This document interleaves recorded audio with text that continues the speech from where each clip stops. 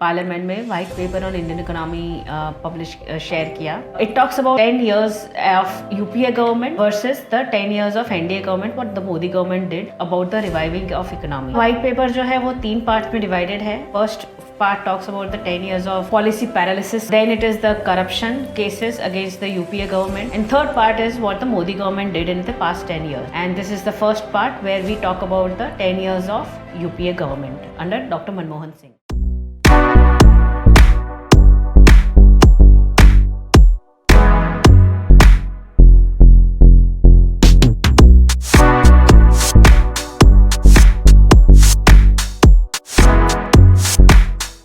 Hello and welcome to coffee chronicles from the pamphlet. मैं हूं निर्वा मेहता.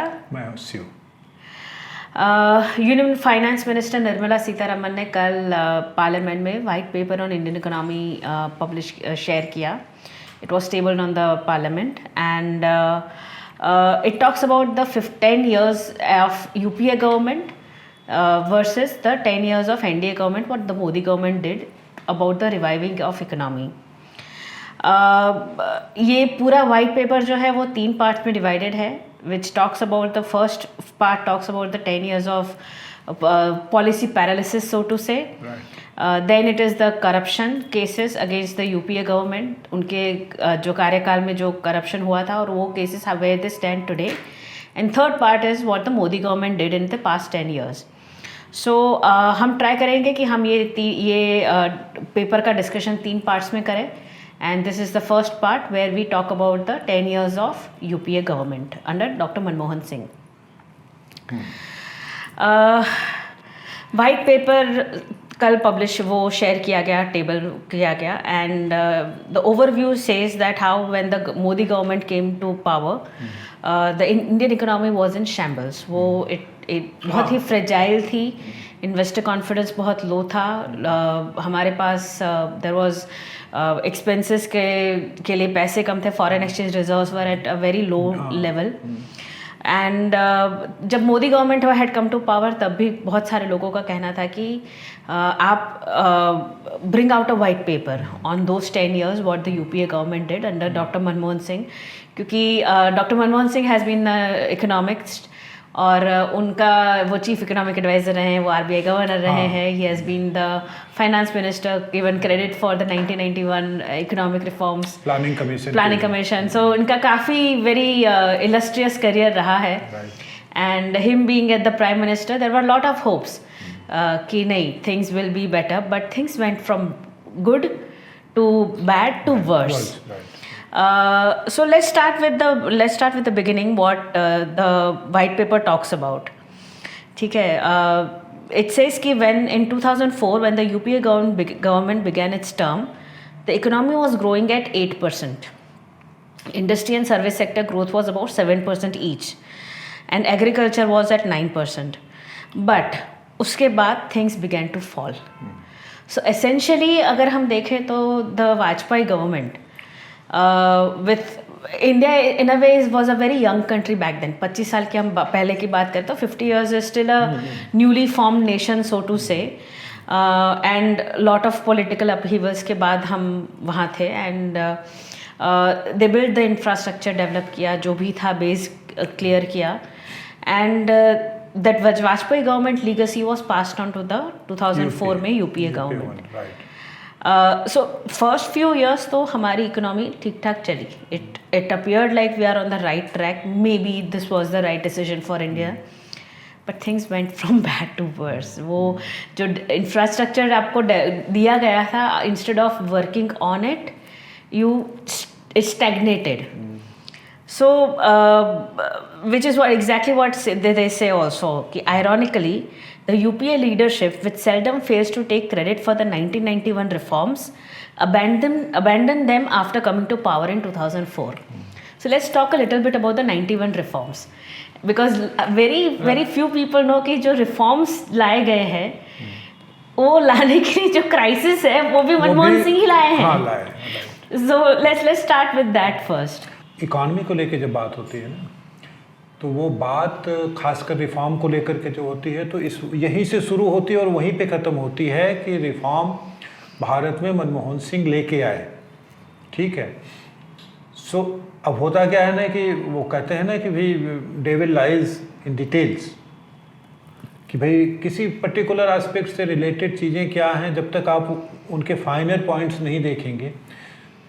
तो अब जाकर के शायद पिछले 1 साल से उस पर डिस्कशन होना शुरू हुआ है, जिसमें फाइनल पॉइंट क्या है। फाइनल पॉइंट ये है कि 1991 में, पहले तो सवाल ये होना चाहिए कि 1991 में रिफॉर्म की ज़रूरत हुई थी, ठीक है।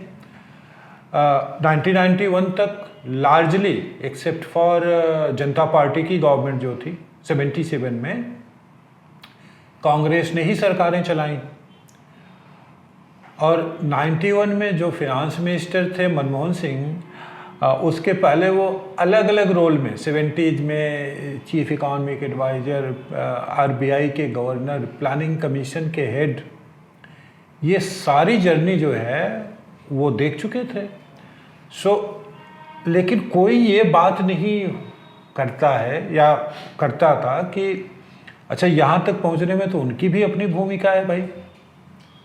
तो आप अगर रिफॉर्म का क्रेडिट उन्हें देते हैं तो फिर वहाँ तक पहुँचाने का भी तो उनको जिम्मेदार मानना पड़ेगा आपको, ठीक है। ये एक पार्ट है। दूसरा पार्ट है जिसे कहते हैं कि भाई आपने अकाउंट को, आपने इकॉनमी को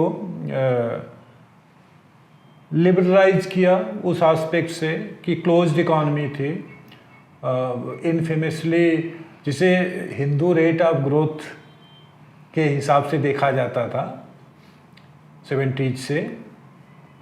तो आप रिफॉर्म ले आए, शुरू किया रिफॉर्म, चीज़ें लगी कि अच्छी हो रही हैं, उसका इफेक्ट भी दिखाई ही दिया। लेकिन मज़े की बात यह है ना कि 4 साल बाद, क्योंकि हर सरकार को 5 साल बाद इलेक्शन फेस करना है, तो वो डर जो है वो कांग्रेस गवर्नमेंट को लगा कि नहीं, हमें इलेक्शन फेस करना है, हमें लग रहा है कि ये रिफॉर्म जो है वो जनता के बीच ठीक से नहीं गया है, इसलिए हमको इससे डिस्टेंस करना पड़ेगा खुद को। और उन्होंने शुरू भी कर दिया, ठीक है। बहुत सारे जो प्रोसेस था उसको नेक्स्ट स्टेप पे नहीं ले गए। कि होता है ना कि आप एक जगह से शुरू करते हैं, 1 साल 2 साल बाद रिविजिट करते हैं, क्या ये डिस्कस करते हैं कि हमने जहाँ से शुरू किया था उसको नेक्स्ट स्टेप पे ले जाने के लिए हमें क्या करना है। तो जो नेक्स्ट स्टेप वाली जो बात थी, वहाँ पे फिर उन्होंने एक तरह से, मतलब मैं यही मानता हूँ कि उन्होंने अबेंडन कर दिया कि अपने ही रिफॉर्म को, इवन क्रेडिट लेना भी कम कर दिया। क्यों? क्योंकि इलेक्शन ईयर है सामने, हमको इलेक्शन में जाना है। मोटा मोटी ये है रिफॉर्म की बात।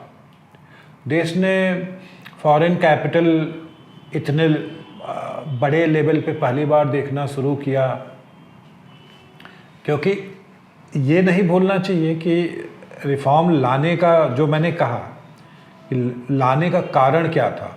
देश ऐसे समय से गुजर रहा था, ठीक 1991 में जब PV नरसिम्हा राव PM बने और doctor Manmohan Singh finance minister बने, तो उसके ठीक पहले चंद्रशेखर की सरकार थी, उसमें फिनांस मिनिस्टर थे सुब्रमण्यम स्वामी, ठीक है। और हालांकि ये जो रिफॉर्म का क्रेडिट है, डॉक्टर स्वामी भी उसमें से आजकल ले लेते हैं कि भाई हमने बताया था, जो इन्होंने इम्प्लीमेंट किया, बट वो एक अलग बात है। ये इनकी रिफॉर्म और उससे रिलेटेड जो रिफॉर्म की लेगेसी है, उसको लेके जो ट्रीटमेंट रहा कांग्रेस का, ये रहा। आज भी लेते हैं क्रेडिट, डॉक्टर मनमोहन सिंह ही रिफॉर्म ले आए थे जब देश को ज़रूरत थी।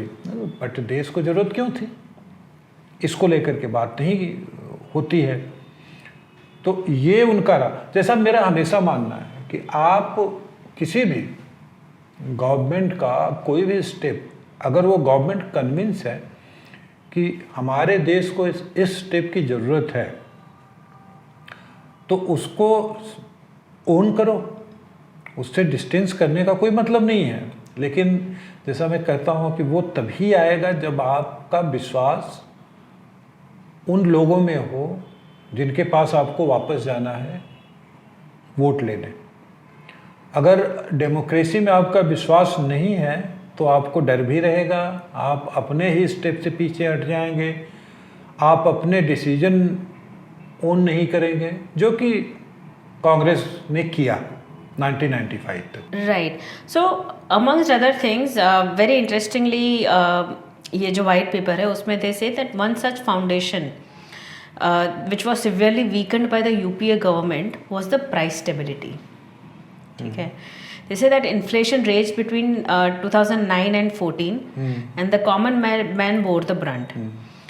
Fiscal deficits was at the all time high और पुअर पीपल, मतलब ये हर बार पूछते हैं कि मिडिल क्लास के लिए क्या, लेकिन मिडिल क्लास के लिए तो लीगेसी, बैड लीगेसी तो ये लोग देकर गए हैं। Over the period from financial year 10 to 14 average annual inflation rate was in double digits and मतलब देखे तो 10 में 12.3 था, 11 में 10.5, 12 में 9.5, 13 में 10 एंड 14 में 9.4। And then they have the audacity to question and talk about the inflation rate, लेकिन वो फिर वो भाग जाते हैं। They will come up with these allegations that महंगाई बढ़ी है, लेकिन वो अचानक रियलाइज करते हैं कि जब हम इनके समय में इन्फ्लेशन की बात करेंगे जो लार्जली कंट्रोल में था, एक्सेप्ट फॉर फूड इन्फ्लेशन जो पिछले 2 सालों में समय समय पे बढ़ता रहता है, घटता रहता है।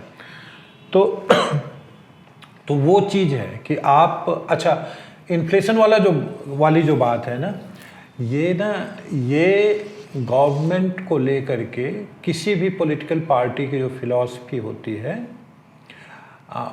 उससे रिलेटेड है। क्यों रिलेटेड है, जो मेरा मानना है क्यों रिलेटेड है, रिलेटेड इसलिए है, अगर पिछले 40 सालों की हिस्ट्री देखो, खासकर इकॉनमी से रिलेटेड, जब कमोडिटी की क्राइसिस हुई है, किसी भी चीज़ की, गैस नहीं है या आप लाइन, हमने वो समय भी देखा है जब सिलेंडर हफ्तों तक नहीं मिलते थे, सिलेंडर लेने के लिए बड़ी मशक्क़त करनी पड़ती थी। तो मैं पॉलिटिकल पार्टी के फिलॉसफी की बात क्यों कर रहा हूँ, कंट्रोलिंग, किसी भी चीज़, किसी भी सर्विस को कंट्रोल करने की कांग्रेस की एक फिलॉसफी रही है। ठीक है, और वो क्या करते हैं कि अगर जैसे यूपीए का ही देखो, 2004 से 2014 तक 10 साल में लार्जली इन्फ्लेशन कंट्रोल करने का जो टूल था कांग्रेस पार्टी के पास या कांग्रेस गवर्नमेंट के पास, वो था इंटरेस्ट रेट, फिस्कल मेजर जो है, ठीक है, फिनेंशियल मेजर जो है। कांग्रेस पार्टी ने कभी सप्लाई चेन को दुरुस्त करने के बारे में नहीं सोचा। तो कंट्रारी टू दैट, उनकी जो फिलॉसफी है, अगर बीजेपी की सरकारों को देखो तो सप्लाई चेन पे वाजपेयी जी ने काम किया। कैसे काम किया? इंफ्रास्ट्रक्चर क्रिएट करके। जैसे एक छोटा एग्जांपल बताऊं मैं, रांची से सब्जियां आती हैं कलकत्ते, मैं कलकत्ते में रहता हूं तो चूंकि वहां रहता हूं तो मैं लोकल एग्जांपल दे रहा हूं। एक समय था, रांची से कलकत्ता कितना दूर है? 270 किलोमीटर के आसपास है, लेकिन आपने स्ट्रक्चर ऐसा क्रिएट किया हुआ है कि ट्रक पहुंचने में 2 दिन लगेंगे। वाओ। ठीक है, वो चेक पोस्ट है झारखंड और बंगाल का, वहाँ पे लाइन से, जहाँ पे सेल्स टैक्स का चेक पोस्ट होता है, लाइन से ट्रकें खड़ी रहती थी। And these are perishable goods. हाँ, इनकी शेल्फ लाइफ वैसे ही कम होती है, उसमें आप इसको लंबा ब्यूरोक्रेटिक वो डाल दे रहे हैं। वो डाल दे रहे हैं। तो ये इस तरह के जो रिफॉर्म है जिससे आपका सप्लाई चेन के बॉटल नेक्स्ट जो है उसको आप हटा सकते हैं। आपने कम से कम कांग्रेस पार्टी ने उस पर कभी बहुत बड़ा कोई काम नहीं किया है। ठीक है, अब जैसे बीजेपी की फिलॉसफी के बारे में जो मैं बोल रहा हूँ, खासकर इन्फ्लेशन को लेकर के, प्राइस स्टेबलाइजेशन फंड, ये कॉन्सेप्ट ही पहली बार मोदी सरकार के अंडर में हुआ ना। फूड इन्फ्लेशन की जो बात होती है बार बार, ज़्यादातर जो है फूड जो है रूरल एरिया में से आता है। रूरल एरिया में compare to urban area inflation rate वैसे ही ज़्यादा रहता है। क्यों? वही कारण है कि आपके इंफ्रास्ट्रक्चर ठीक नहीं है। तो भाई एक जगह से चल करके जहाँ उसे पहुँचना है, कमोडिटी को, चीज़ों को, सब्जी को, फल को, गेहूँ चावल कुछ भी, उसको टाइम लगता है। अब इस चीज़ को देखो, जैसे रूरल इकॉनमी, रूरल एरिया में इंफ्रास्ट्रक्चर, ये चीज़ें कांग्रेस गवर्नमेंट की प्रायोरिटी कभी रही ही नहीं। एक चीज़ से देखो, प्रधानमंत्री ग्राम सड़क योजना, ठीक है, पहली बार कंसीव हुई 2000 में, जब वाजपेयी गवर्नमेंट पावर में थी। तो That is 50 years after independence. हाँ, तो मैं जो जिस पॉलिटिकल फिलॉसफी की बात कर रहा हूँ, जो पॉलिटिकल पार्टी की जो जनता को लेकर के फिलॉसफी जो है कि हम कैसे रूल करेंगे, कैसे गवर्न करेंगे, हम आम भारतीय के लिए क्या क्रिएट कर रहे हैं, मैं केवल एक एग्जाम्पल बता रहा हूँ, वो है प्रधानमंत्री ग्राम सड़क योजना। कांग्रेस की मतलब इतनी सरकारें आई, उन्होंने कभी सोचा नहीं कि गांव वालों को भी सड़क की जरूरत है यार। और प्रधानमंत्री ग्राम सड़क योजना टोटली केंद्र सरकार की योजना थी।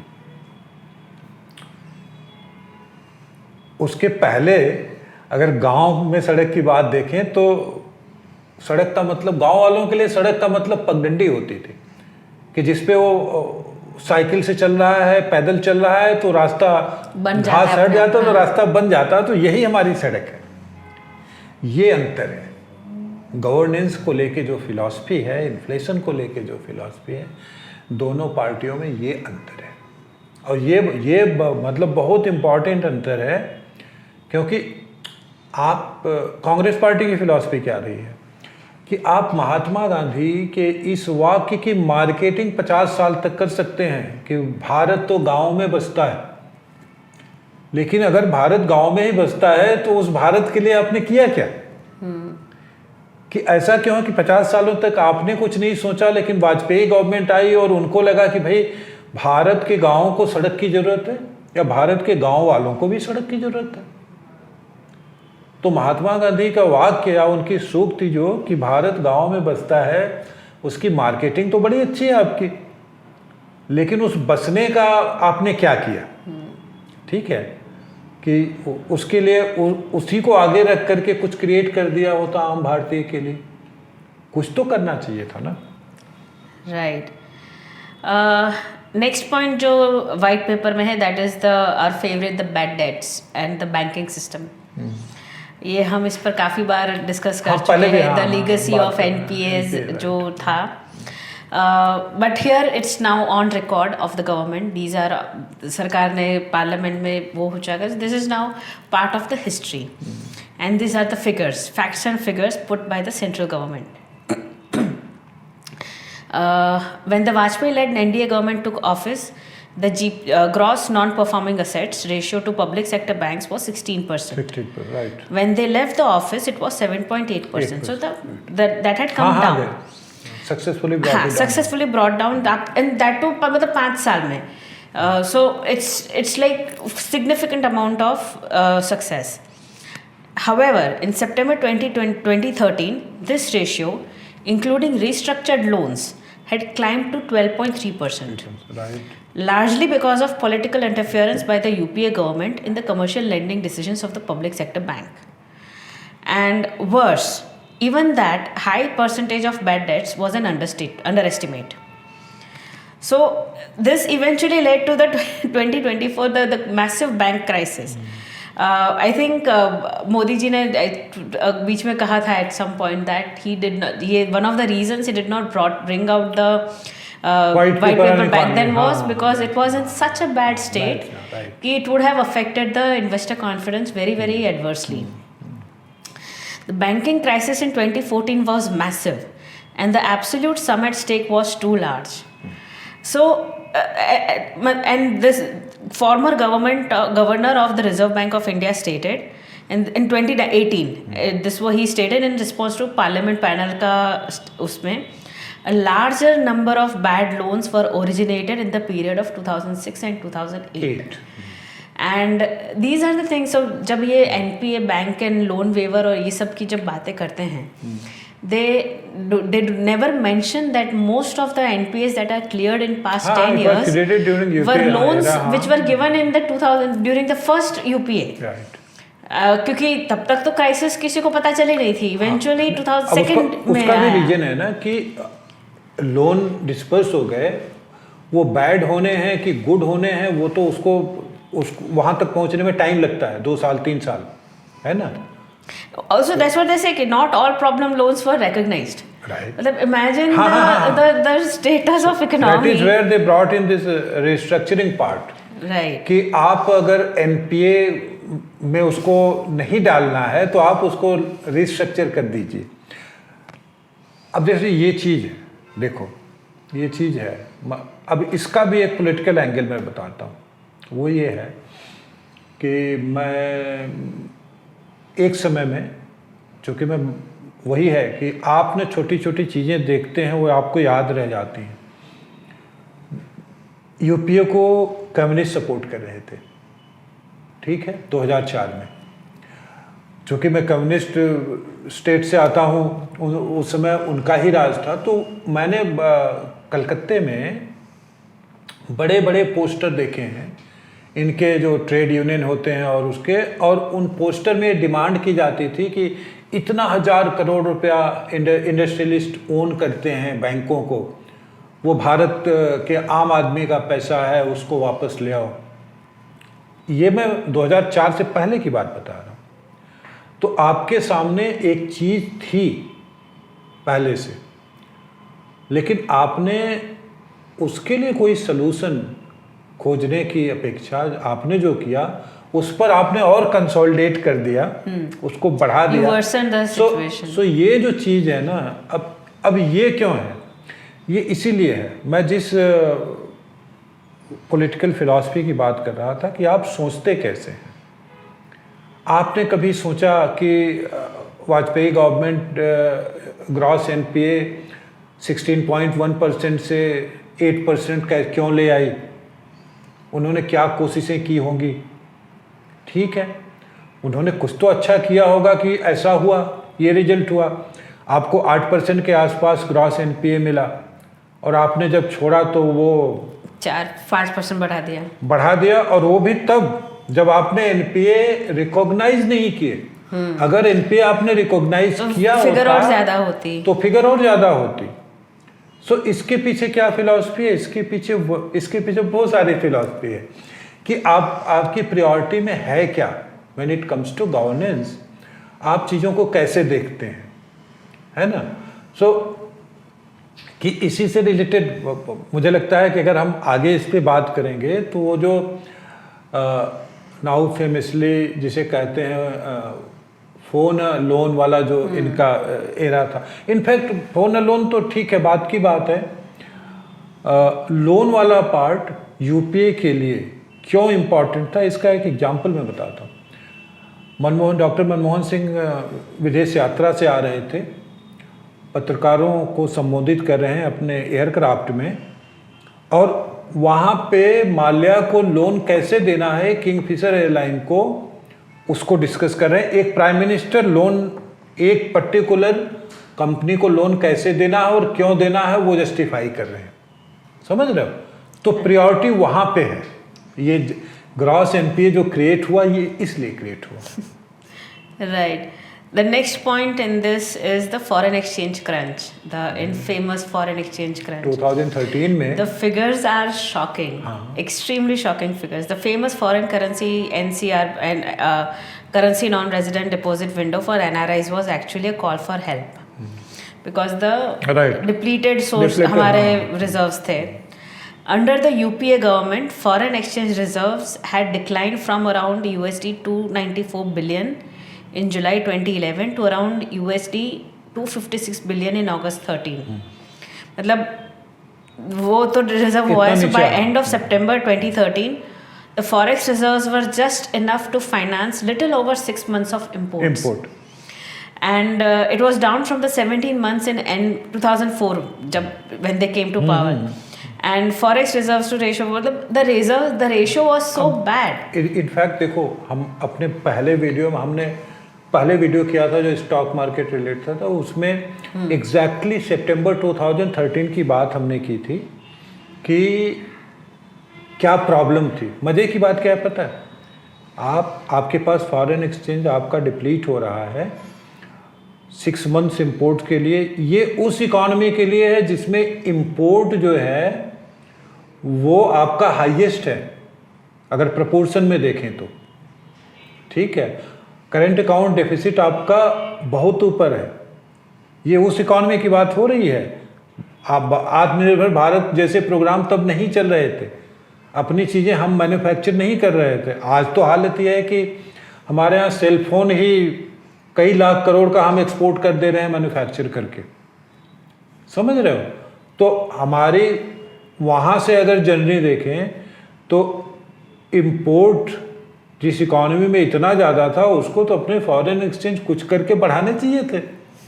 लेकिन बात वहीं पे आके हो जाती है कि भाई गवर्नेंस को लेके आपकी प्रायोरिटी क्या है। एक समय में मुझे याद है, जो मैं सितंबर 2013 की बात कर रहा हूँ, सबको चिंता हो गई थी कि कैसे चलेगा। Balance of payment crisis, extreme balance of payment crisis that happened. Right. Then comes the next point of mismanagement of public finances. The 2008 global finance crisis में जो the stimulus they provided, which was the package to combat the spillover effects was much worse than the problem it sought to address. मतलब आप stimulus जो दे रहे हैं वो इतना बुरा था। यहाँ भी मार्केटिंग की बात देखो, क्योंकि 2008 की जो फिनांस क्राइसिस, सब प्राइम क्राइसिस जो यूएस में हुई उसको लेके बात हो रही है। तो यहाँ भी देखो वो क्या है, इन्होंने बाकायदा इस चीज़ की मार्केटिंग की कि 2008 की जो यूएस क्राइसिस थी उस समय, वो तो बाद में उसका जो इफेक्ट आया वो इन्फ्लेशन पे भी आया, हर चीज़ पे आया। Which is what they mention also, कि there was no need for the continuation of the misguided stimulus beyond 1 year. पर आप कंटिन्यू करते गए, कंटिन्यू करते गए। तो वो जो क्राइसिस थी उसकी मार्केटिंग देखो कांग्रेस की, कि इस क्राइसिस में भाई कोई क्राइसिस आई, आपने स्टिमुलस पैकेज दिया, इमीडिएट इफेक्ट तो आपको नहीं पता चलेगा ना, वो तो बाद में पता चलेगा। जैसे अभी कोविड में वो ज़्यादा नोट्स जो वो जो था, सबने यही सलूशन दिया था ना। मोदी गवर्नमेंट को भी, मोदी सरकार को भी, तमाम विशेषज्ञ इकोनॉमी सबने कि भाई अब तुम ये देखो, contrary to what US and Europe did, हमने तो ऐसा नहीं किया। हमने तो रियल टाइम में, हमारे फिनांस मिनिस्ट्री ने रियल टाइम ट्विकिंग जो है पॉलिसी की मॉनिटरिंग, और उसके बाद इसमें इस करेक्शन की ज़रूरत है वो किया। आज हम लीस्ट अफेक्टेड हैं when it comes to inflation. We are growing at unprecedented pace, grow भी कर रहे हैं। कांग्रेस जिस मार्केटिंग की बात मैं कर रहा हूँ, उन्होंने क्या किया देखो, इसका इफेक्ट हमारे ऊपर इसलिए नहीं आया क्योंकि 1969 या 70 में बैंकों का जो नेशनलाइजेशन हुआ था, तो क्रेडिट वो पीछे जाकर के इंदिरा गांधी को दे रहे हैं कि हमारे ऊपर इसलिए असर नहीं आया क्योंकि हमारी इंदिरा गांधी ने ये किया था। ठीक है, अब सवाल ये है कि आप ये जो मार्केटिंग आपने की इतने सालों तक, उसका इफेक्ट क्या रहा, वो व्हाइट पेपर में दिखाई दे रहा है। राइट तो ये सब तो था। इनफैक्ट अगर तुम देखो ना, जैसे व्हाइट पेपर में ही एक्सटर्नल कॉमर्शियल बोरोइंग की जो बात की गई ना ईसीबी की, अगर हम आगे जाएंगे तो देखेंगे वो वहीं से आता है कि आपने फंड लिया, बोरो किया, उसको लगाया कहाँ भाई, वो इम्पोर्टेंट था। Which is the next point. Under the UPA government, public finances were brought to a perilous state. The next point is also very. ये पढ़ के your anxiety shoots up. If what we saw was as concerning, what we could not see was more troublesome. It's जो बाद में आया, जिसका effect बाद में दिखाई दिया। So that is actually very very. I swear कि अगर ये थोड़े सा like in the beginning होता तो things would have been very very different. To know these things, that we were at such a bad state economically as a country, the 10 years would have been very difficult for ये us. जो चीज़ है ये कहाँ से आती है? एक चीज़ देखो, वाजपेयी गवर्नमेंट ने 2004 में जब इन्हें हैंड ओवर किया, ठीक है, तो वाजपेयी गवर्नमेंट बहुत सारे रिफॉर्म लेकर के आई थी। मैं उन रिफॉर्म की बात कर रहा हूँ जिनकी ज़रूरत थी।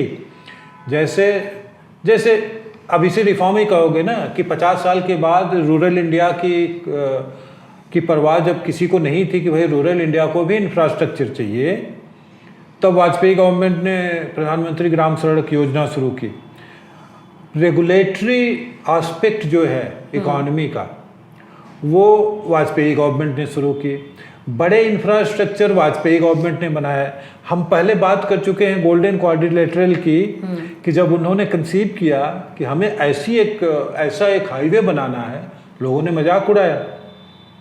ठीक है, होता क्या कि किसी भी इकॉनमी की, किसी भी देश की इकॉनमी की जो जर्नी होती है, भाई आप स्टेप बाय स्टेप जाते हैं। एक पर्टिकुलर इंफ्रास्ट्रक्चर एक पीरियड में क्रिएट हुआ, उसका जो डिविडेंड आपको मिलेगा वो एक समय तक मिलेगा, एक पॉइंट तक मिलेगा।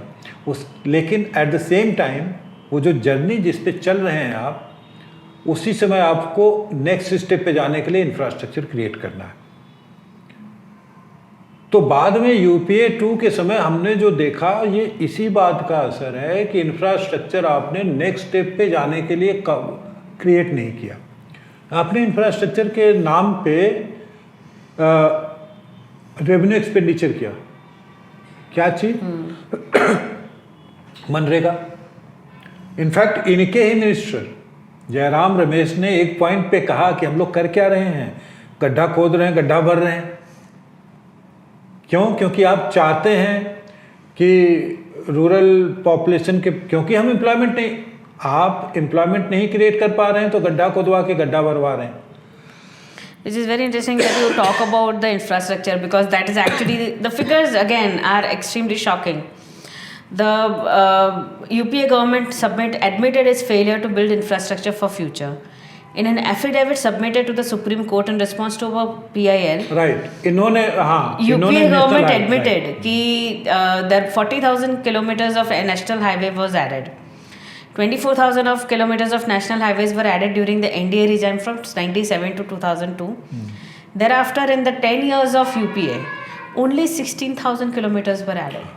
तो ये दिखाता है ना आप, and compared to that, the logistics in this era, where आप manufacturing led economy को वो कर रहे हैं, the Modi government has built the infrastructure, logistics को इम्पोर्टेंस देके, बिकॉज आप मैन्युफैक्चर कर दोगे, अगर आप नहीं पहुंचाओगे एग्जिट पॉइंट पे, तो कैसे होगा?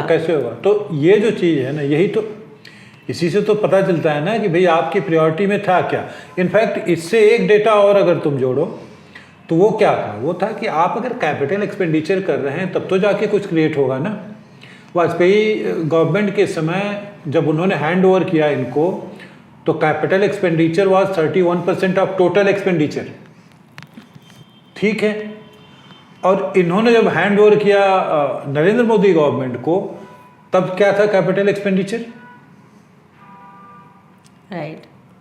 और फिर वहां से तब शायद कितना था, 16%। इन्होंने जब हैंड ओवर किया, अब फिर वहां से वाजपेयी गवर्नमेंट ने, मोदी गवर्नमेंट ने बढ़ा के अब 28-29% के आसपास वो फिर वहाँ ले गए। कई लोग मजाक में बोलते हैं सोशल मीडिया पे कि यार ये जो डेमोक्रेसी का रोलिंग प्लान जिसे कहते हैं, कि एक बार ऐसा नहीं हो कि बीजेपी गवर्नमेंट आए, इकॉनमी सही करे, उसके बाद कांग्रेस गवर्नमेंट आ जाए। इसी के लिए कहते हैं ना, क्योंकि आप एक रिकॉर्ड आप दे के गए हैं, उसके हिस्टोरिकल एस्पेक्ट्स हैं। सो जिस प्रायोरिटी की मैं बात, अच्छा ये कैसे नहीं होगा? मुझे एक बात बताओ, 2004 में आपने गवर्नेंस का जो स्ट्रक्चर है उसे ही चेंज कर दिया। नेशनल एडवाइजरी काउंसिल कब बना था? उसी समय बना था ना। और आपने बनाया क्यों? नेशनल एडवाइजरी काउंसिल को प्रैक्टिकली देखा जाए तो आपने प्राइम मिनिस्टर के ऊपर बैठा दिया। क्यों? क्योंकि सोनिया जी है, वो उसको हेड कर रही थी। योगेंद्र यादव और उसमें योगेंद्र, हाँ, अरुणा राय से लेके इनके जो The close aides. हाँ, इनके जो इकोसिस्टम के लोग हैं। सो आप क्या कर रहे हैं कि आप विदाउट रिस्पॉन्सिबिलिटी पावर एज्यूम कर रहे हैं। हम प्राइम मिनिस्टर नहीं बने तो क्या है, लेकिन हम पावर अपने हाथ से जाने नहीं देंगे। उसके बाद आप डायरेक्ट कर रहे हैं कि गवर्नमेंट के फिनांसेस कहाँ कहाँ स्पेंड होने। यही किया आपने ना, यही किया, लेकिन रिस्पॉन्सिबिलिटी वो नहीं कर रहे हैं। अब तो खासकर राडिया टेप से लेके बाकी चीज़ें, अब तो संजय बारू की किताब आने के बाद पता ही चल गया था कि भाई कैसे फाइल जाती थी सुमन दुबे और क्या चटर्जी नाम था उनका, मैं नाम भूल रहा हूँ, वो ले जाते थे 10 जनपद तक विदाउट सोनिया गांधी के वहाँ जाने के चीज़ें पास नहीं होती थी। तो आपने सब किया, आप गवर्न भी कर रहे हैं, आप एक्टिविस्ट के भी रोल में हैं, आप प्राइम मिनिस्टर के भी रोल में हैं, तो उससे पता चलता है कि आपकी प्रायोरिटी क्या है और आप पब्लिक फाइनेंसेस को कहाँ अप्लाई करना चाहते हैं। पब्लिक फाइनेंसेस से याद है, the next point is my favourite. Okay, एक तो इसलिए मेरा फेवरेट है क्योंकि पिछले कई सालों में ये लोग जब भी बात करते हैं, व्हेन द इलेक्शंस आते हैं तो प्रोमिसेस होता है कि हम आपका कर्जा माफ़ कर देंगे। सो दे ऑलवेज कंटिन्यू कि बिजनेसमैन का, अदानी अंबानी का वो कर देंगे, लेकिन आप गरीब किसान का नहीं करेंगे। Except they always forget to mention that there is a difference between loan write off and loan waiver. वो तो जानबूझ के नहीं, वो जानबूझ के नहीं बोलते हैं। लोन राइट ऑफ होती है, नैरेटिव का हाँ, वो नैरेटिव का पार्ट है। But I just add one line कि लोन राइट ऑफ जब करते हैं बिजनेसेस की, कॉर्पोरेट्स की, the banks will have the power to recover the loan by selling उसका प्रोसेस है, IBC से पूरी लेके प्रोसेस सारा है, सब कुछ है। waiver on the other hand is when the government pays the banks and the loans, वो माफ़ी कर दी गई। Now a World Bank policy research working paper has assessed the impact of debt waiver initiative. Contrary to the expectations, the paper finds no evidence of improved investment, consumption or increased wages resulting from the scheme.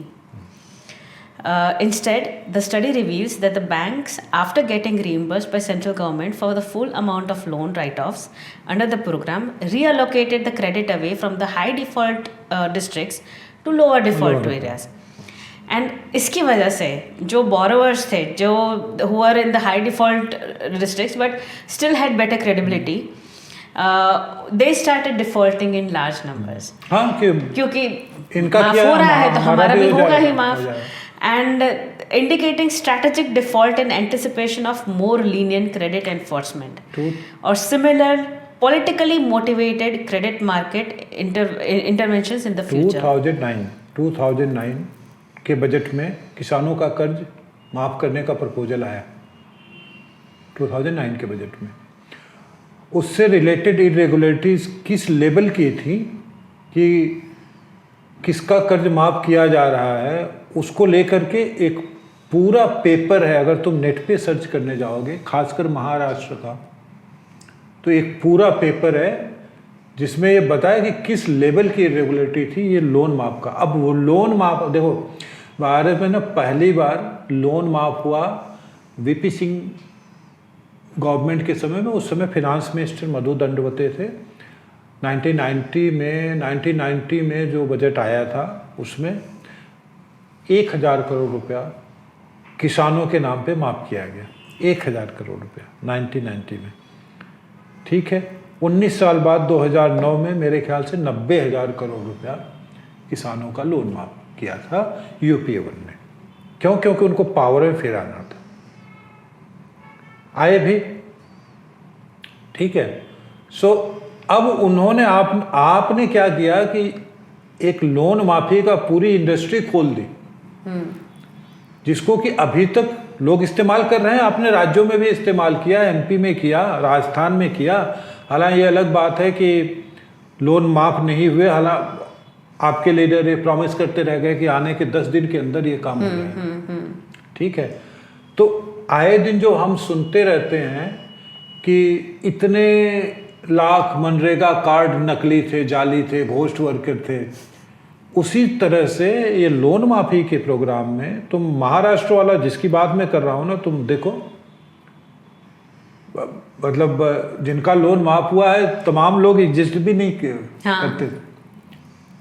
तो कांग्रेस ने वही है कि आपकी मंशा क्या है governance की, आपने किस किस लेवल पे इस तरह की चीज़ें क्रिएट करके रखी हैं।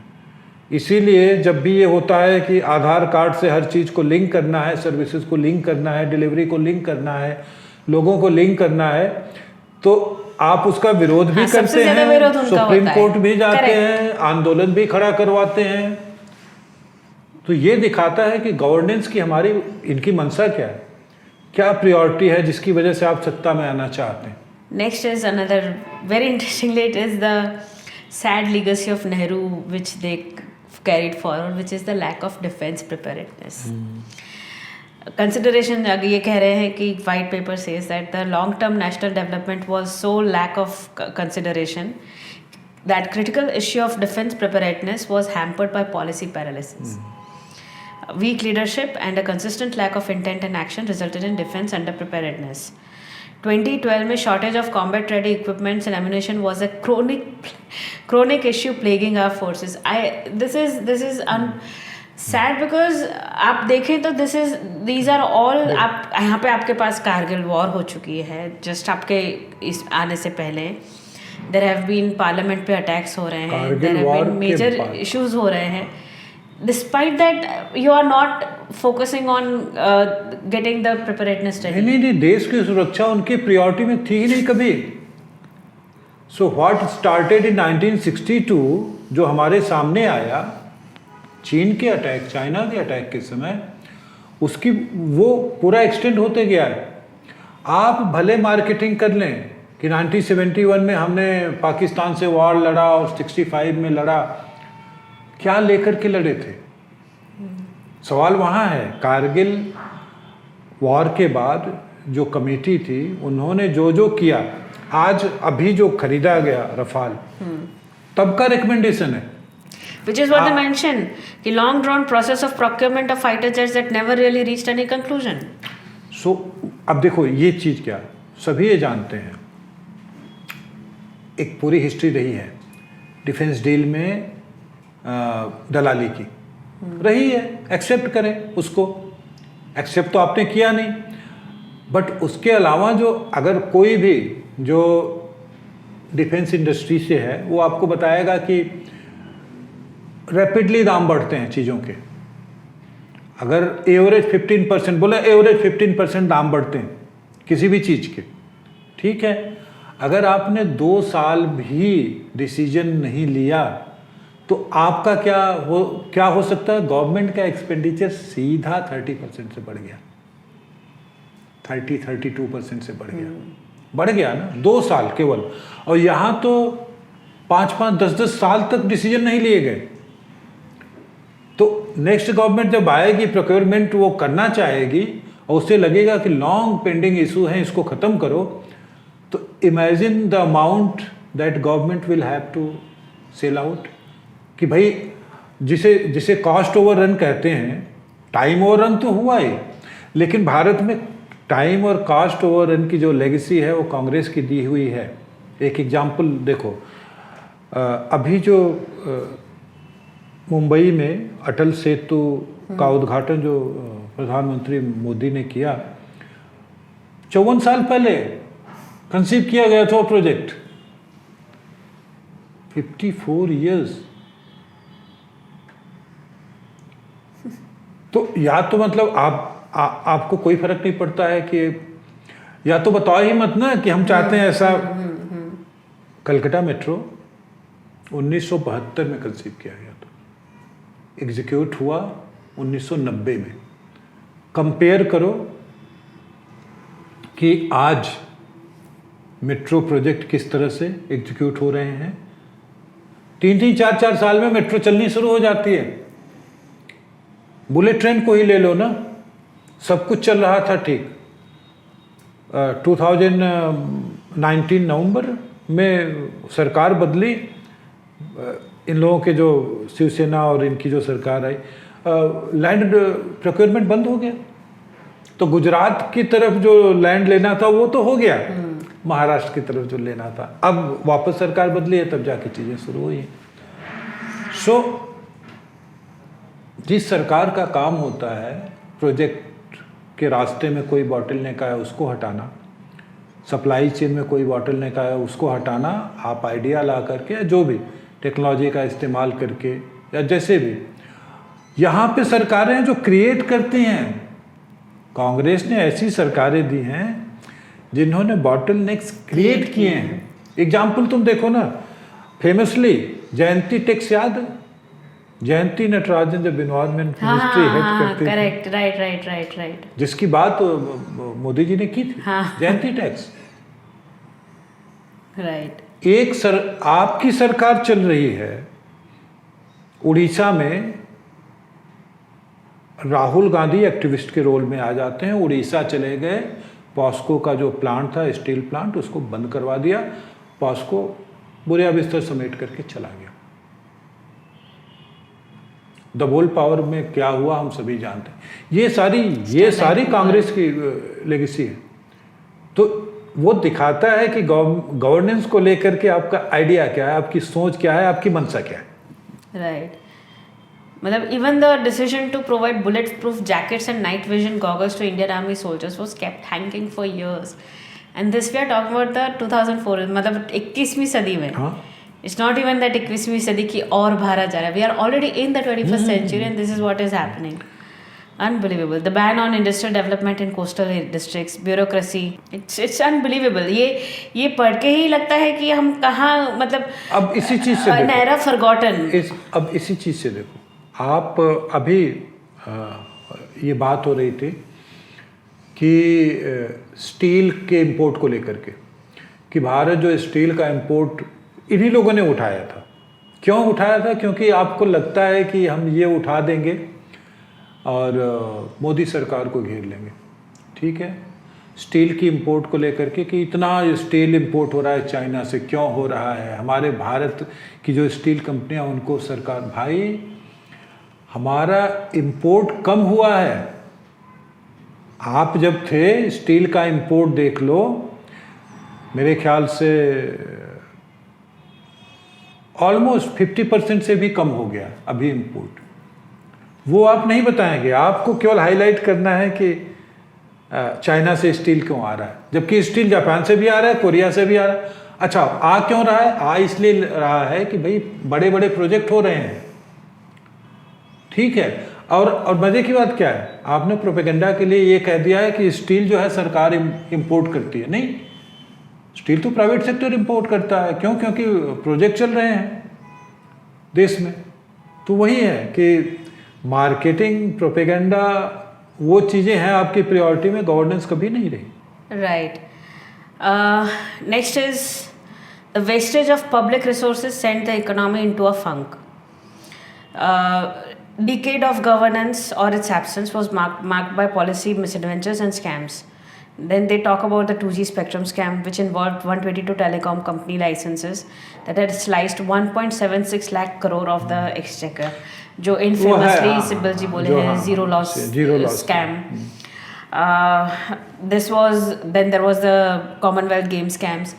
ये आप मैं तो खैर ट्विटर पे 2000 जब से ट्विटर लॉन्च हुआ है तब से I have been on Twitter, but politically motivated Twitter happened after Narendra Modi joined Twitter. उसके पहले सब मजाक में रहता था, जोक्स वोक्स रहते थे। तब जब कॉमनवेल्थ गेम स्कैम्स आया था when it was 2010 में जुलाई से, तो तब तो Twitter was a very different game. Everyone was laughing and making fun कि 4,000 के टॉयलेट रोल्स ले रहे। सो एनाग्राम होता है, राइट, तो यू नो अल्फाबेट्स को चेंज करके। So Suresh Kalmadi would anagram to sir I made lakhs, and obviously that was one of the major, मतलब अभी देखते हैं कि हम उस टाइम पे हंस रहे थे, but we don't realise that how it was actually not a laughing matter at all. Exactly. And then there was obviously the coal scam that shook the conscience of the nation in 2014. Eventually, Supreme Court ने सारे 204 coal mines or blocks that were allotted since 93, they had to cancel. Then the legendary 2012 का जुलाई में power outage where almost entire north of India for about 2 days was out of power. क्योंकि हमारे पास capacity अब है देखो, लेकिन हमारे पास कोयला नहीं है।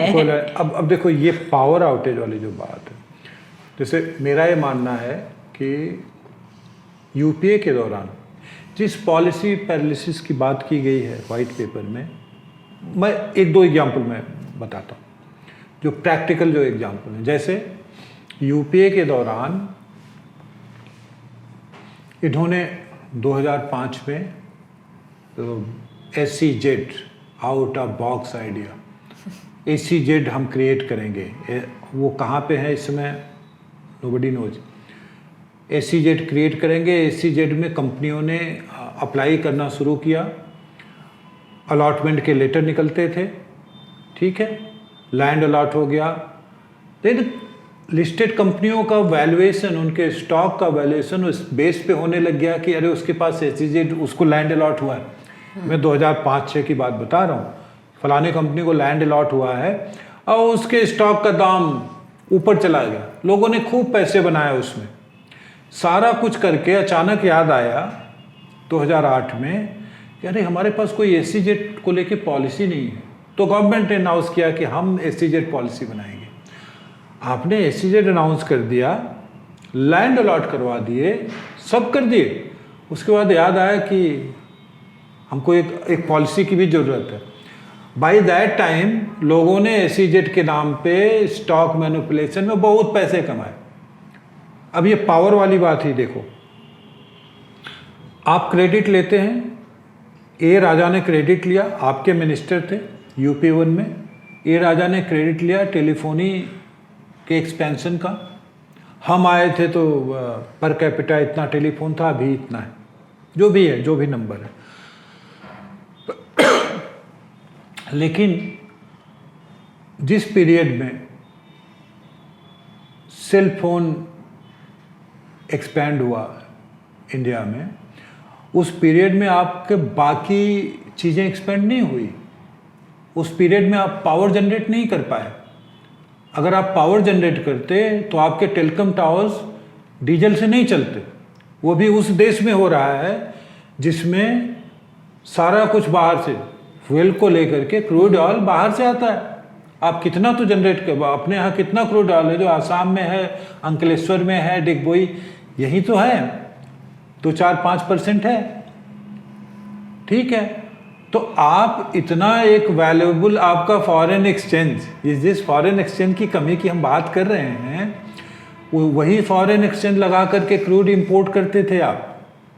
लेकिन आपके मन में ये नहीं आया कि हम आपको इलेक्ट्रिसिटी जनरेशन की ज़रूरत है, उसी इलेक्ट्रिसिटी से टेलीकॉम टावर चलने हैं। सो इस पीरियड में मेरा क्या कहना है, इंडियन इकॉनमी उस आदमी की तरह थी जिसका एक पहलू बड़ा अच्छा है, उसके नाक बहुत बड़ी हो गई है, उसका माथा बहुत छोटा हो गया है, उसका कोई हाथ बहुत बड़ा हो गया, दूसरा हाथ छोटा हो गया, उस तरह का था कि आप एक चीज़ की क्रेडिट लेंगे तो दूसरी तरफ आपको सरेंडर कर देना होगा कि नहीं यार ये तो हमने किया नहीं। जो बेसिक्स थे, बेसिक क्या है, बेसिक एनर्जी है ना किसी भी इकॉनमी की। आज हम लोग अभी कल ही कतर की किसी कंपनी से इंडिया की कंपनी ने गैस सप्लाई का अगले 30 साल का कॉन्ट्रैक्ट साइन किया है। अगले 30 साल के बारे में क्यों सोच रहे हैं? एनर्जी सिक्योरिटी क्यों जरूरी है? एक गवर्नमेंट, यही अंतर है ना कि प्रेजेंट गवर्नमेंट जो है वो 50 साल के हिसाब से सोच रही है, 2030 तक। इवन क्लाइमेट के लिए जो मोदी सरकार का कमिटमेंट है, उनकी हमेशा कोशिश रहती है कि भाई अल्टरनेट एनर्जी पे हमको काम करना है, और वो अपने टारगेट जो हैं वो समय से पहले अचीव कर ले रहे हैं। उन्होंने जो वादा किया, क्यों किया है?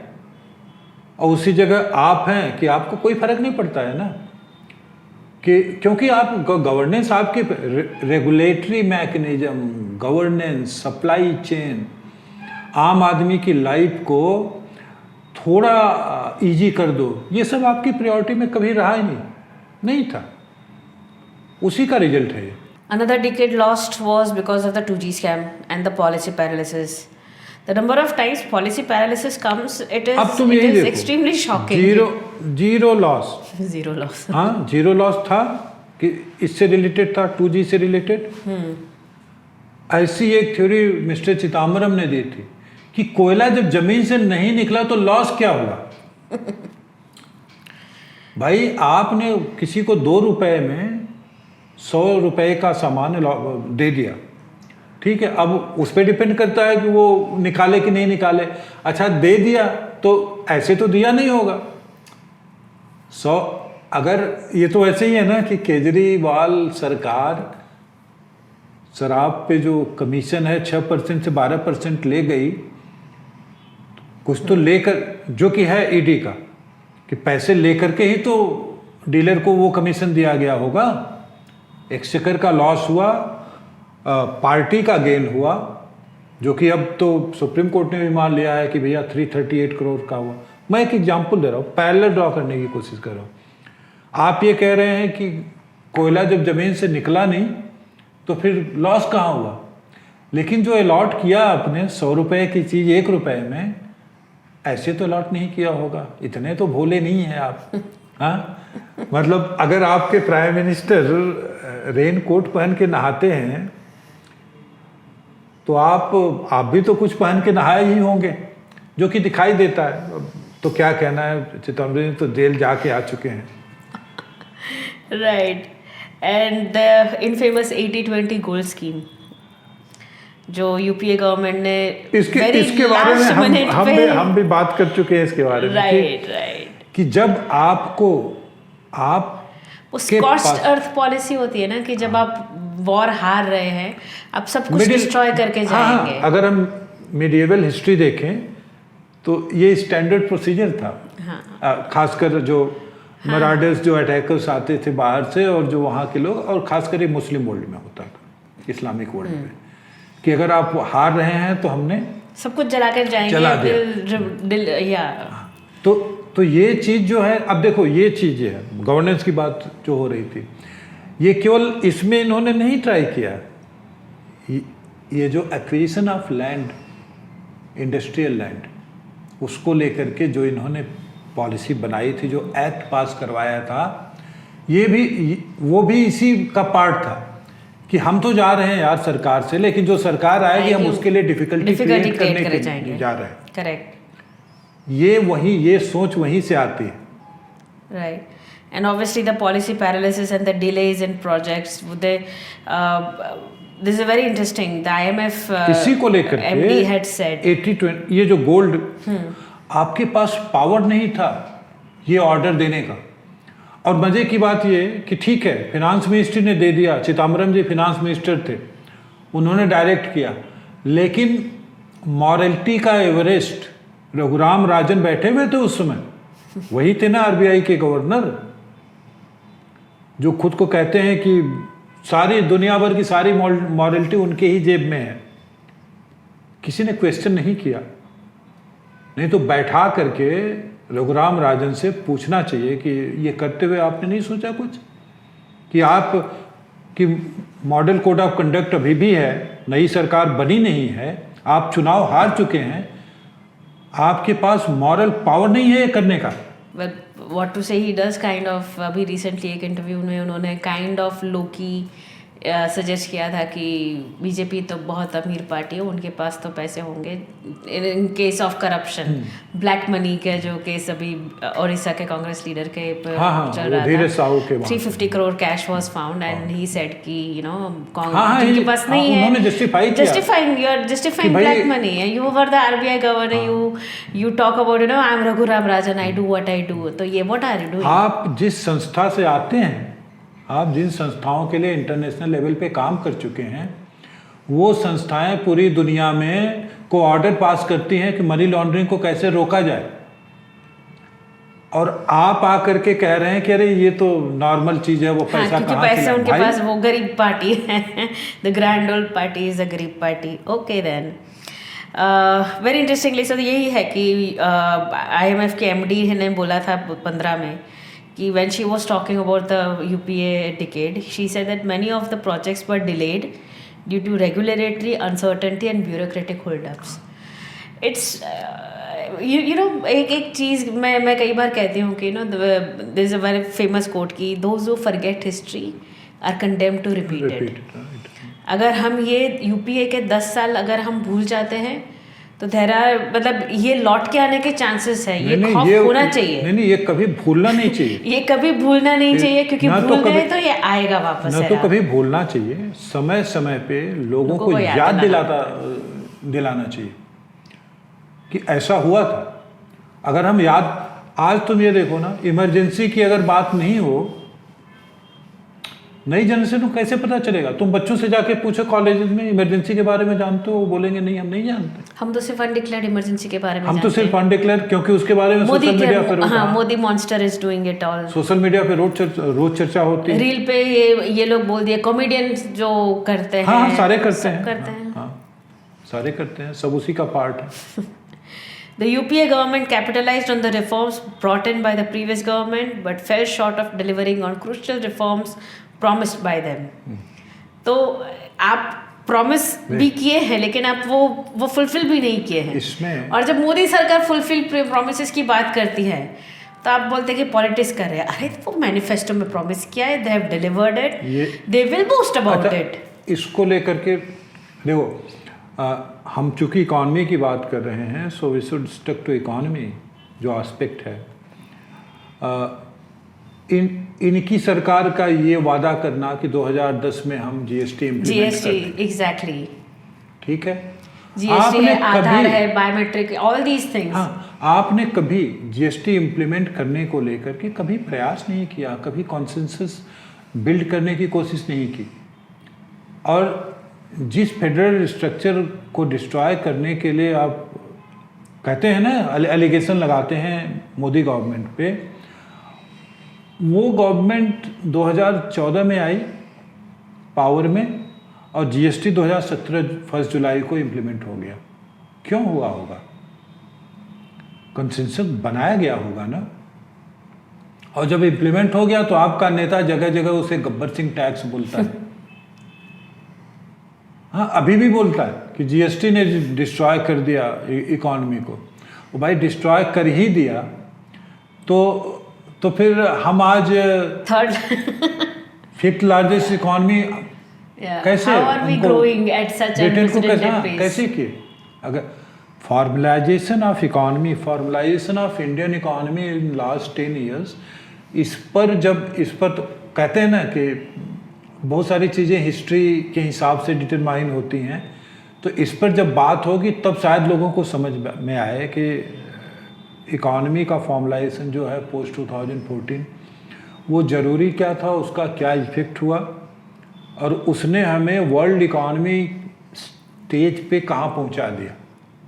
चर्चा नहीं होती है।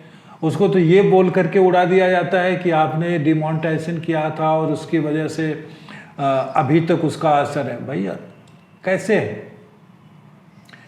तो नैरेटिव की बातें और प्रोपेगेंडा की बातें अपनी जगह, लेकिन इंटरनेशनल मॉनेटरी फंड से लेकर के वर्ल्ड बैंक और तमाम प्राइवेट हेज फंड जो हैं, जो फिनेंशियल कंसल्टेंसी फर्म हैं, जो रेटिंग एजेंसीज हैं, वो क्या कह रहे हैं? तो मैं उनकी बात मानूंगा या तुम्हारे नेता राहुल गांधी की बात मानूंगा, जिसे ये नहीं पता कि कोयला होता क्या है और जिसकी पॉलिटिक्स की समझ ऐसी है कि वो अपने कार्यकर्ता को कुत्ते का जूठा बिस्कुट दे देता है और कार्यकर्ता खा भी लेता है, मतलब he takes it also very happily. तो मैं क्यों मानूं? मैं जो PMI परचेजिंग मैनेजर्स इंडेक्स पिछले कम से कम 8 क्वार्टर का देख लो, मैं वो जो आ रहा है मैं उसको मानूं या मैं तुम्हारे कहने को मानूं कि इन्होंने तो इकॉनमी ख़त्म कर दी?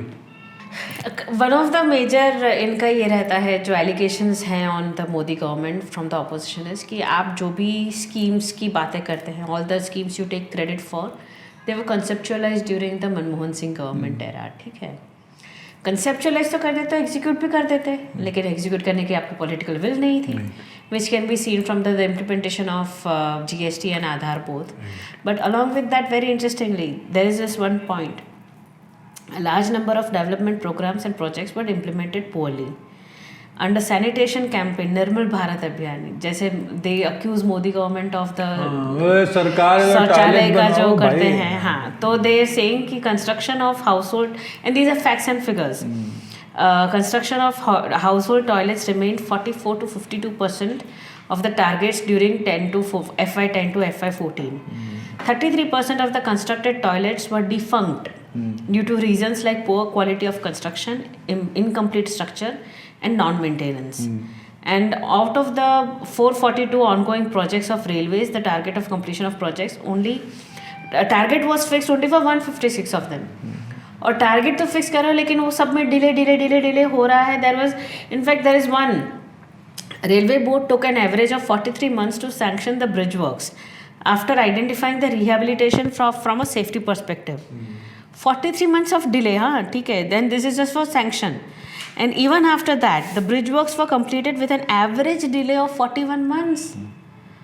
This is more than 3 years. अभी हमने जो बात की ना कि आप कॉस्ट ओवररन और टाइम ओवररन की जो लेगेसी है इंडिया में, वो किसकी जनरेट की हुई है, वो किसने दी है. सो ये आता कहाँ से? ये आता है उस सोच से जहाँ आप चीज़ों को कंट्रोल करना चाहते हैं. अगर कांग्रेस को लगता है कि पूरे देश को के लिए आज हम 10 ही गैस सिलेंडर रिलीज करेंगे, तो वो 10 ही रिलीज करेंगे, बाकी देश वो लाइन में खड़ा रहे. तो ये कंट्रोल करने की नीति से आता है, उस सोच से आता है जहाँ पे आप हर चीज़ को कंट्रोल करना चाहते हैं. आपका आइडिया गवर्नेंस का एबेंडेंस को लेके कभी रहा ही नहीं रहा. मुझे याद है बचपन में हमारे दादाजी सीमेंट खरीदना होता था, घर बन रहा था, गांव की बात कर रहा हूँ, तो सीमेंट कितना खरीदेंगे उसका एक जा कर के वो लाना पड़ता था परमिट. 40 बोरा सीमेंट आप एक साथ नहीं ले सकते. और ये केवल उसकी बात नहीं थी, ये हर चीज में. Bajaj scooter the infamous years of scooter, weight of so many layers. सो भाई देश की जनता भी अच्छा, हमारे लिए तो अबंडेंस है. आपका जो आपकी पार्टी का जो होनहार युवा नेता है, वो जब 10 साल का रहता है तो वो एयरक्राफ्ट में अपना जन्मदिन मनाता है. What is this? अबंडेंस है, उसके लिए तो है ना. लेकिन देश की जो आम जो नागरिक है, उसके लिए पानी भी अबंडेंस में नहीं है. ये सोच कहाँ से आती है? करेक्ट. ये उसी पॉलिटिकल सोच का नतीजा है जहाँ पे आप हर चीज़ को कंट्रोल करना चाहते हैं कि मैं जब बोलूँगा तब तुम्हें सिलेंडर मिलेगा, मैं जब बोलूँगा तब गैस मिलेगा, मैं जब बोलूँगा तब, मैं जब दूंगा तब किरासन. तुम बाकी चीज़ें छोड़ दो. जो राजीव गांधी का फेमस स्टेटमेंट है कि हम भेजते हैं पैसा, भेजते हैं मतलब हम दिल्ली से पैसा भेजते हैं. They also talk about how the investors would struggle with the bureaucratic red tapery. हाँ, one investor has, this is on record. It is very interesting कि ये सब on record है, and this is the legacy of UPA forever. इसीलिए मतलब जो governance की जो स्टाइल है, अंतर क्या है? अंतर यही है कि मोदी गवर्नमेंट या एनडीए गवर्नमेंट हर चीज़ को फॉर्मलाइज करना चाहती है, रिस्पांस को भी फॉर्मलाइज करना चाहती है. अगर आपके एलिगेशन को लेकर के हमें कुछ बोलना है तो हम पार्लियामेंट के थ्रू आएंगे व्हाइट पेपर लेकर के. Let the white paper be placed in parliament, let it become part of the history, parliamentary archive. एकदम ऑफिशियल रिस्पांस. आप क्या कर रहे हैं? आपने तो मतलब मुझे कल इतनी हंसी आई कि ब्लैक पेपर लेकर के. ब्लैक पेपर क्यों? क्योंकि आपको मोदी को अपोज करना है. आपके एलिगेशंस को आप जस्टिफाई कीजिए ना कि ये कहाँ गलत है. नहीं, आपके पास उसका कोई जवाब नहीं है. नहीं, ये प्रोपेगेंडा का करेक्टर होता है. Don't go into specifics. हर चीज को जनरलाइज करो. हमने भाई, आप कैसे कह रहे हैं कि देश में बेरोजगारी? हम ऐसे ही कह रहे हैं. हम कह रहे हैं क्योंकि हमने 50-60 साल शासन किया है, you will have to believe us. और हमारे मिनियंस जो हैं वो ऐसी एजेंसीज खड़ी करके बैठे हैं, हाँ, और वो डेटा हाँ, देंगे बिल्कुल, आपको, CMI, हाँ, कहेंगे हाँ, बिल्कुल वो हम कहेंगे, हम Vyas, Ved Vyas trust me bro, trust me, हम कह रहे हैं इसलिए है। वन इन्वेस्टर एक का कहना है कि you wouldn't have 7 or 8 year wait to get clearance for a steel plant in other countries. 7 से 8 साल, not even the steel plant I spoke हाँ, about, the steel plant you spoke about, POSCO Korean company जो जिसे लगाना था उड़ीसा में, activist इन्होंने वहाँ जा कर के एकदम correct. डिरेल कर दिया उसको। Another interesting point is the lack of leadership. One of the reasons for the economy, which obviously आप prime minister ला दे, लेकिन but there is a super prime minister on his head, and a very interesting point here is time and again there was a crisis of leadership in the UPA government because everyone's job is no one's job. आप unless the person आप जिसको leadership role दिए हैं, अगर आप उसको responsibility और उनको दैट फ्रीडम नहीं देंगे, तब तक ही will not be able to bring in the reforms. आपके तो कोलिशन का पार्टीज जो है वो आपको ब्लैकमेल आर्म ट्विस्ट करने बैठी हुई है, तो आपको तो सत्ता में रहना है। When your priority is to stay in the power, तो आप not your to fulfil the promises, governance is not your priority नहीं है। तो बोले आप आपकी सक्सेस को कैसे ना मापें? बोले हमारी सक्सेस यही है कि हम 8 साल पावर में रहे, 10 साल। So this is they say कि it came out, the crisis of lack of leadership came out in full public glare in the shameful public airing up of an ordinance issued by the government. If Rahul Gandhi ji जैसे मतलब आए और उन्होंने publicly ordinance पास। मजे की बात क्या है? मजे की बात देखो, इसे कहते हैं ना कि पॉलिटिक्स में सब कुछ पॉसिबल है। मजे की करप्शन को लेकर के राहुल गांधी और केजरीवाल एक ही है। लालू यादव को प्रोटेक्ट करने के लिए वो ऑर्डिनेंस लाया गया था। राहुल गांधी ने उस ऑर्डिनेंस को प्रेस कॉन्फ्रेंस में बैठ करके फाड़ दिया, माखन के साथ बैठ करके उन्होंने फाड़ दिया उसको। ठीक है, अब संजय बारू की जो किताब है उसके हिसाब से prime minister wanted to resign. ठीक है कि आप कैबिनेट का डिसीजन गलत है सही है अलग बात है, उस पर बहस अलग से हो सकती है, लेकिन एक कैबिनेट जिसने ओथ लिया है अंडर कॉन्स्टिट्यूशन, उसका डिसीजन अगर आप पब्लिक में सार्वजनिक तौर पे आकर के फाड़ रहे हैं तो व्हाट डज इट टेल? ये देश को क्या संदेश जाता है इससे कि बिना कोई जिम्मेदारी लिए आप प्राइम मिनिस्टर के ऊपर सुपर प्राइम मिनिस्टर हैं? यही तो जाता है ना कि आपकी क्या हैसियत है? आपकी क्या हैसियत है कि आप ये ऑर्डिनेंस फाड़ेंगे? और फाड़ दिए मतलब ऑर्डिनेंस वापस हो गया। उसके बाद अगर कोई पूछे क्या हैसियत, तो क्या जवाब है? मैं सोनिया गांधी का बेटा हूँ और मुझे बताया गया है कि मैं प्राइम मिनिस्टर थे, मेरे नानी दादी प्राइम मिनिस्टर थे। हाँ, मुझे ये बताया गया है कि तुम क्योंकि गांधी फैमिली में पैदा हुए हो इसलिए तुम सबसे ऊपर हो, तुम्हें प्राइम मिनिस्टर ही बनना है। अदरवाइज और क्या थॉट प्रोसेस है जो एक इतने बड़े देश के 125 करोड़ के देश के मंत्रिमंडल, केंद्र सरकार जो मंत्रिमंडल है उसके द्वारा लिए गए फैसले को एक इंडिविजुअल पब्लिक में आकर के फाड़ देता है और उसको मान लिया जाता है कि भैया राहुल गांधी ने फाड़ दिया तो ये वापस हो गया, अब तो इस पे बात भी करना नहीं है। वही राहुल गांधी जिसके लिए जिसको प्रोटेक्ट नहीं करना चाहते थे लालू यादव को, उनके साथ खड़े होकर के चंपारण मटन बनाना सीख रहे हैं। तो जिसे कहते हैं कि भाई फुल सर्किल आ जाना, करेक्ट, वो क्या है? वो यही है। And this is what they say, that concluding this particular part of the white paper, the government says कि इतना बुरा था the mismanagement, बिल्कुल था, that it was we were left with a fragile economy। बिल्कुल था। हाँ, उसका जो है ना, अब तुम यही देखो, एक चीज देखो, गवर्न करने को लेकर के जो सोच है उसकी एक बात बता रहा हूँ. Go back into history. अपने प्रणब मुखर्जी के ऑफिस की जासूसी के लिए वायर्ड ऑफिस कर दिया गया था उनका. आरोप किसके ऊपर लगा था? पी चिदम्बरम के ऊपर. वो मिनिस्ट्री उनके अंडर में थी उस समय. एक आपका जो टॉप 4 मिनिस्ट्री होती है वो आपका होम मिनिस्टर, ये आरोप लगा था. मैं ये नहीं कर रहा हूं कि ये सच होगा. करेक्ट. लेकिन मीडिया में तो यही खबर थी कि प्रणब मुखर्जी के ऑफिस की जासूसी सब हो रही थी और उसको गवर्नमेंट के अंदर का ही कोई कर रहा था. नॉर्मली लोग ये दिखाता है कि पॉलिसी पैरालिसिस क्यों हुई होगी.